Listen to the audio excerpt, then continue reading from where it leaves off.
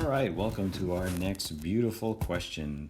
In this case, we have rational functions, expressions in this case, being divided. So we go back to using some of our division techniques from fractions. So as we go forward, we go back into the skills that I don't know what grade you did it, second, third grade, or fourth or whatever, right? So let's get working on this one.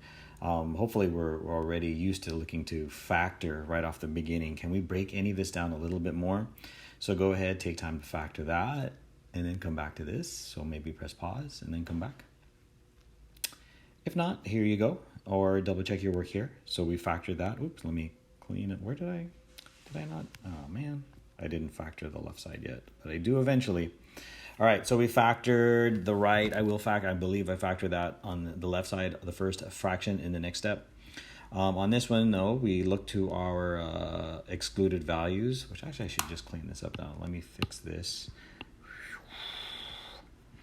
So on this one here, we've got to check. Luckily for this one, it's the same expressions that we get.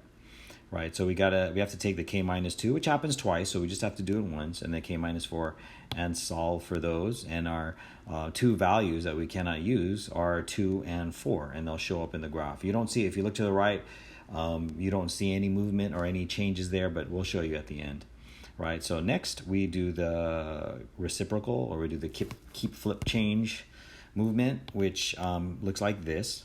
Now remember, we should know beyond just KFC what's going on. Like, remember, division and multiplication are inverses of each other. So if you're going to do the opposite, you take the inverse or the reciprocal of the other. That's why division turns into multiplication, and we do the reciprocal. And that was really fast, but the other video I have attached to this explains a little bit as to why this happens. And then from there, we check the new denominators. We have k minus 4. Oh, but we already have that, so we don't really need to do that again. But if it was k minus 6, k plus 10, 2k squared, you'd have to do that, right? And then let's see, what's next? After we check our new denominators, we start to cancel. So just remember, when you do that keep flip change and you create new denominators or you get new denominators, you have to check if they're excluded values as well. Now let's cancel. We luckily cancel twice here. The k minus 2's cancel, k minus 4's cancel, and voila, we're only left with 7 over 10, which is a constant. That's why we get a linear function in the graph to the right. When we look at that graph, yeah, it's just a line at 7 over 10. All right, so how do our excluded values play into that? Well, they both cancel out, so they're going to be open circles. So at 2 and 4, we get open circles because they canceled out. So there is some change. There is some,